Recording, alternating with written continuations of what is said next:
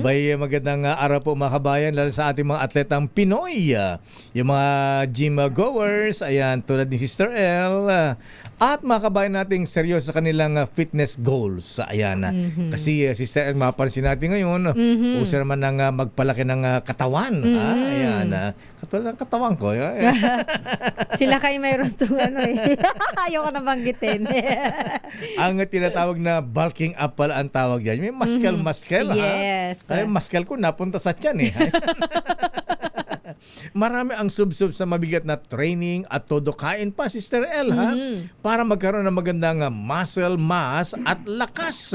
Pero ang tanong ng marami, paano ba ang tama, ligtas at epektibong paraan ng pag-bulk up para sa ating mga aktibong Pilipino atleta? Para magabayan tayo, Sister L, sa tamang nutrisyon, ayan, kung paano magpaganda ng katawan sa tamang paraan, yung healthy bulking at yung pagpapakabondat lang para lumaki ang katawan. Magpagabay tayo kay Dr. Gary C. Dr. Gary, magandang umaga po sa inyo, Doc. Good morning, Honorable Mayor Deo Macalma Ayan. of Star City. 1,000 pesos, please. May bayad. And good morning, Sister Good El. morning, At Doc. sa lahat ng mga nanonood, magandang umaga po. Ayan, ito pwede kandidatong mayor to. Oh, pwede. Congressman eh. Oh. Ayan. Ayan. Okay, Doc Gary, ba't nga ba ganun kailangang mag-bulk up ang ating mga atleta ng mga yung mga mahilig mag-workout? Ayan. Ano ba yung kahibaan ng tinatawag na healthy bulking? Ba't meron bang unhealthy bulking? Una sa lahat, gusto ko nang mabatiin si Dr. James Cayetano ng happy birthday. Oy, happy birthday po. Isang magaling na cardiologist yan. Binati ko na kanina sa taga Belkian sa Pharma. Ayan, yung bato-bato rin ng katawan. Ayan, bato-bato. parang Arnold Schwarzenegger. At yung nabanggit mong bulking, no? May tinatawag tayong healthy bulking at meron din dirty bulking. May dirty ba? Dirty. Ayan, Pag sinabing healthy bulking, yung salitang bulking mo na ay pagpapalaki ng katawan sa pagkain ng excess calories na hindi naman binaburn ng katawan mo, kundi ginagamit mo pag may kasamang training tulad ng resistance or strength training, weightlifting, mga ganyan. Itong si Malo, iba ang bulking na to. Bulking sa tiyan naman ito. Bulking sa tiyan. So, Parang si Sally Panggito. Yeah. Ayan, isa ring bulking sa bulking the stomach. So, pag sinabing healthy bulking pinag-uusapan yung tamang pagkain dapat. Tamang pagkain. Tapos itong tamang pagkain ito nagbibigay sa iyo ng extra strength at the same time ang muscle sa iyong katawan na nade-develop ay ginagamit mo rin for faster recovery. Pagka ikaw ay nagkaroon ng injury o kaya nag-excess ka ng workout, nagagamit mo yun for early recovery. So ito yung mga healthy. Yung dirty bulking ay naman yung sabi mo nga parang lamon ng lamon, donut, pizza, burger, yung mga kuwaso-waso kinakain na nagigain nga pero more on fat, hindi muscle. Yan yung dirty ganun ba bulking. At pag pinag-usapan yan, wala tayong masasabing parang one size fits all na standard sa lahat. Kasi depende sa edad, depende sa klase ng sports na sinasalinan nyo bilang atleta, depende rin kung meron kayong mga medical concern na dapat bigyan ng address, depende rin sa kung babae o lalaki, mga ganyan. No? But generally, pag pinag-usapan natin yung ano bang nagbibigay ng muscle sa isang tao, palagi nyo naririnig yung protina. Protein, yes. Di ba? Oo. May protina, may carbohydrates, may fats. Ito yung tinatawag na macronutrients. At yung carbohydrate ay kilala yan for more on energy. Pero pagdating sa protina, more on muscle development. At yung fat naman, may good fat. Ako, paano? Makanin ako. Ayan. Carbohydrates. Carbs yan. yun, carbs. yan. So there should be a balance between itong tatlong binanggit ko. Kaya nga sa isang plato na tinatawag nga natin na healthy plate, kalahati ng plato panay prutas at gulay o mga fiber na mga pagkain, high in fiber. Yung natirang kalahati, hihati mo sa kalahati, bali 1/4, yung 1/4 na isa para sa carbohydrates at yung isang 1/4 naman ay para sa mga protina. Carbohydrates are rice, Karne, pwedeng oats, cereal, grains, mga ganyan. Pagdating naman dun sa Protina, madalas natin marinig red meat. Red Yan, meat. red meat. Oo. Madalas natin marinig yung steak. chicken, fish, tsaka yung egg. So, tofu, kasama yan doon sa protina. Ngayon, parang madalas natin palang marinig. O pagkakain ka ng red meat, yung kasing sukat lang ng kahan ng posporo. Narinig nyo na ba yan? Oo nga, yung ganun sabi- kaliit. Oh. Bitin na Parang bitin bitin naman, naman. Paano yung mga bitin, no? nagsa-aanli samgyup? Lalo kung ano yan, Wagyu beef yan, Angus beef. Ayan, Oo. diba? Maski ako, nag-isip ako isang kahan ng posporo. Hindi yung malaki yung may maliit eh. Oh, yung maliit. Pag ang isang kahan ng posporo pala, siniksikan mo yan ng karne ng baka o kaya ng baboy, beef or pork. Pag pinuno mo yan, katumbas yan ng mga 30 grams of beef and pork.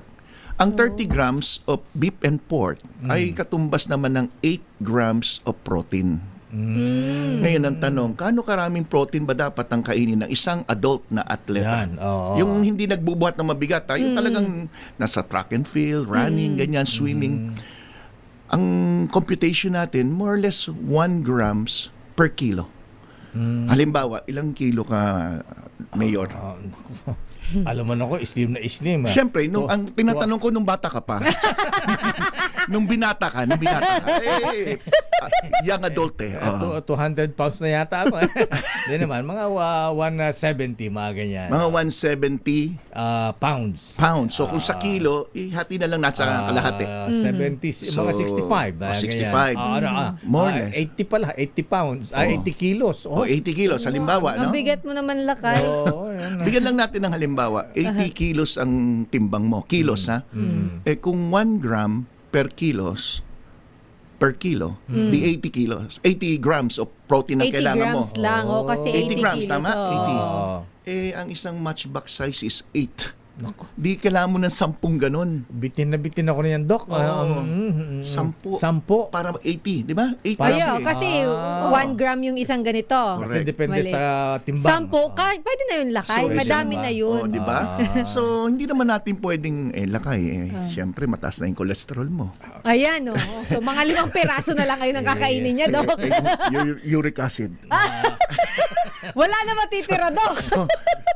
So, sasabihin ngayon ng doktor, iwasan mo ngayon yung beef. Hindi na siya ngayon kakain. Wala Puro ka- gulay-gulay na lang. Ayan. Ang gulay. Puro utong, kabatiti na lang. Ayan, oo. Ang gulay hindi masyadong mataas pagdating sa protina. Di ba? Oo, So, oo. usually beef, chicken, pork, Yes. oo. and So- ano bang binibigay? So, paano ba? Tofu. Ayan, tofu. Tofu. Ayan, good ano daw? Yung tofu. Healthy food daw yung Oo, tofu. Alin ba yung maganda doon? Yung pinirito o yung may tofu steak pa nga kung minsan. May mga sarsa eh. Alin ba masarap dyan? Pagdating kasi sa pagluto, Healthy dyan. pagdating sa pagluto, naapektuhan din yung quality ng pagkain at the same time yung mga sustansya no nagbabago rin, di ba? So usually steamed tofu Steam. would be Ayan, ideal. tofu. Pag prinito mo yan, lalo na kung mantikang paulit-ulit, Ayan, oo. dagdag panganib pa nga, di ba? So, ba't ko sinasabi ito? Kasi kadalasan ng mga may edad, halimbawa, pinapalimitahan na yung mga red meat. Oo. So, kukuha tayo ng ibang source. Ano naman yung pinakamagandang ibang source? Anong source? Egg. Itlog. Kaso, makikita mo Protein, mga oo. bodybuilder, kadalasan, hindi nila kinakain yung yolk. Ang kinakain lang nila yung puti. Kasi ang Bakit? protina, nandun sa puti. Yes. So, ganun ba? hindi kinakain yung ano doon, Lakay. Kadalasan. Yung yolk niya. Andun ng vitamina, yun ang pampatalino daw. Sabi ng nanay ko. Yun naman. Yung puti ng itlog, wala naman siya masyadong pagdating sa brain development, more on the yolk. Kasi yung yolk, yung itlog na Pula. dilaw o pula Dilaw. doon, ay may choline na importante naman for brain development. So yung choline, madalas natin marinig for brain development yan. So, ang tanong, isang egg, ilan naman ang protein na makukuha mo? 6 grams. Oh. Eh, ang kailangan mo kanina, di ba, 80 grams ang kinumpute natin. 80 grams. So, ilan itlog na naman yun? Kung sa egg ka lang babase. So, usually, ang ideal, between 20 to 30 grams of protein per meal para makuha mo yung kailangan mong 80, di ba? Para 20 to 30 grams of protein per meal para makuha mo yung 80. Ayan. Tama? So, kung nagawa ko niyan, Doc, Yan. ang katawan ko ba gaganda pa? Pwede ng pang-bodybuilder? Hindi. rin, Kumakain ka lang ng tamang protina, pero kailangan mo ng konting weight. Exercise to develop the muscle. Dahil maski na kainin mo lahat yan, kung wala ka namang exercise, lalo na yung tinatawag na strengthening exercise or weightlifting, you don't develop muscle sa pagkain lang. Kaya nga, ang healthy bulking, hindi lang yung kinakain, kasama dyan yung ehersisyo. Ayan. Doc, anong maire-recommend mo? Kasi may mga tips para sa at least ang fitness enthusiast dyan na sinasabi nila. Kaya daw, ayun nga, balanse ng protein o nabanggit mo na macros, micronutrients para sa mga active lifestyle. Ano ba yung mga micronutrients na yan? Yung micro. Macros. Okay. Ano ba ang mga yan? Yan, yung macronutrients, pag sinabing macro, yan yung protein, carbohydrates, yun na yan. fats, fiber. Ayan, kasama yan sa macro. Yung micro, yan yung mga multivitamins. Ayun. Vitamin A, vitamin B, C, D, E, at iba pa. Calcium kasama doon. Calcium, minerals, lahat ng uri ng minerals. So, sa macro, pag kinombine mo with micro, you have a balanced diet dahil hindi na po-produce yung ibang mga micronutrients ng ating katawan. We have to get it from other source. So yan yung kagandahan.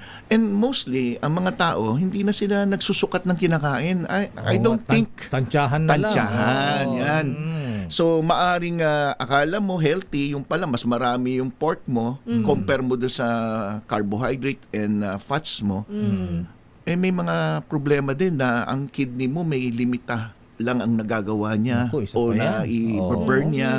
May limita. Kaya nga, pag may kidney problem, di ba, pinalilimita ng pagkain ng mga maprotinang pagkain. Ayan, tsaka yung maaalat, di ba? So, lahat yan, factor yan. Pagdating natin sa gusto magpalaki ng katawan pero healthy, i-consider nyo yung kinakain nyo, i-consider nyo yung ginagawa nyo sa pang-araw-araw, kung ano man ang sakit nyo, at yung mga tulong naman ng mga supplements, huwag nyong kaligtaan. Ayan, mahalaga yan. Doc, narinig natin yan. Kung ganyan ang ano natin, hindi na kukumpleto yung mga nutrients na nakuha natin sa mga pagkain, ano mga supplements na dapat dyan? Isang magandang halimbawa ng source ng protina ay yung soybean. Soybean. Ngayon, ang tanong naman, kano karaming soybean ang kailangan mo? So, kano karaming kakainin ko? Sa ngayon, hindi na tayo mahirapan mag-compute pa niyan kasi, halimbawa na lang yung N plus Gold, isang isang powder drink, nutritional powder drink na gawa sa soybeans. Soybeans pala. Soybeans, yes. At ang 3 scoops nito, pag hinalo mo sa isang cup or isang glass ng warm water, katumbas na yan ng 4.3 grams ng protina. Protein. So kung 6 na scoops, di parang tinice mo lang ng 2, magiging 8.6. Katumbas na siya ng isang red meat na matchbox size.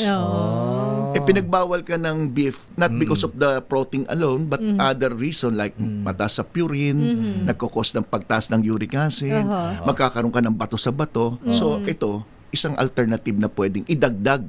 Hindi pamalit, hindi rin ito solong iinumin. Pangdagdag. So kung kumakain ka halimbawa ng itlog, kumain ka ng chicken breast halimbawa, at meron kang isang basong N plus Gold, mas napunuan na niya yung kailangan mo na 20 hanggang 30 na grams of protein per meal. Yun ang kahalagahan yan. Ayan, yung N plus Gold, pwede mahaluan ng kape yan? Ayan. May mga pasyente ako na talagang gusto nila magkape maski na pinagbabawal. So kung talagang gusto nila, sabi ko, sige, budburan mo ng konti. Pwede naman. Pero hindi naman yung majority ng inumin mo kape. So kung may 3 scoops of N plus Gold na powder ka, ano ba naman yung kalahating kutsarita na kape if you want. Pero as much as possible, yung mga pasyente may alta presyon, hindi makatulog sa gabi, pinapatanggal ko sana or limitahan ng pag-inom. Yung 3 scoops ng N plus Gold, Doc, pwede na sa isang baso yan o isang cup? Isang baso or 200 ml of warm or boiling water, pwede naman. So isang inuman niya pang almusal, pwede rin pang snack. Yung iba sa gabi iniinom after dinner dahil nakakaramdam daw sila na mas maganda ang tulog nila. Kaya pala gumaganda ang tulog ko tsaka lumalaki ang katawan ko. Ha? Napansin ko nga kanina na masyado kang mataas ang energy level. Di ba? Wala sa Oo. edad eh. Ay, Wala. joke lang. Kasi bago ako alam mo, hindi mo na itatanong, bago ako nag-radyo, idol ko na yan. Di ba? Unang tungtong ko sa DCRH. Doc, anong taon, Doc? Inyo pong napahinga mahal mga Naalala ko eh. ng DCRH. Yan. Wala pa dito ang Star City. Wala pa sa Star City. Alam mo, Doc, si Doc Garrett talaga, napakagaling talaga. Ha? Ayan. Yan ang idol natin. Ayan, sa lahat ng bagay. Ayan. Honorable. Mayor, maraming salamat. maraming Doc. salamat sa iyo dahil sa iyo marami akong natutunan. Abay, mas marami akong natunan na Doc sa iyong mga health tips. Yes, oo. Gabay sa kalusugan. Kalusugan. Kaya para po sa mga nais kumonsulta kay Dr. Gary C. Maaari niyong dalawin sa Life Extension sa kanilang clinic. Yung kanilang clinic dyan sa may third floor ng Belkans Tower. Ayan. Dyan po sa may Diliman, Quezon City. O kaya pwede yung tawagan sa kanilang number. Ayan. Sa Malakas Street po yan. Ayan. Pagka galing nyo dyan sa clinic niya, lalakas po kayo. Ayan. Pwede yung tawagan sa kanilang number 8911 1314. Ayan, madali pong daling tandaan. tandaan. 8911 1314. At sabihin nyo, para gumaling kayo agad, Doc Gary, I am sick. Ayan. Sabihin ko, call the doctor very quick. Ayan. What you need is Doc Gary C. Ayan. Doc Gary, maraming salamat. Thank you, Thank you sa Doc. iyong health tips. Maraming Ayan. salamat. At ang N+, at saka yung Ultima na multivitamins, mabibili naman sa lahat ng Mercury Drug, even sa mga e-commerce Sa Shopee at platforms. Lazada, Doc, meron na. Ayun. yan, oo. Ultima Omega Gold. Ayan. At N Plus Gold. Padagdag na rin, Lakay. Aha. Sa mga nakikinig ngayon o nanonood na merong problema sa tinatawag na constipation. Oh, O kaya constipated. pagtitibi. Oo.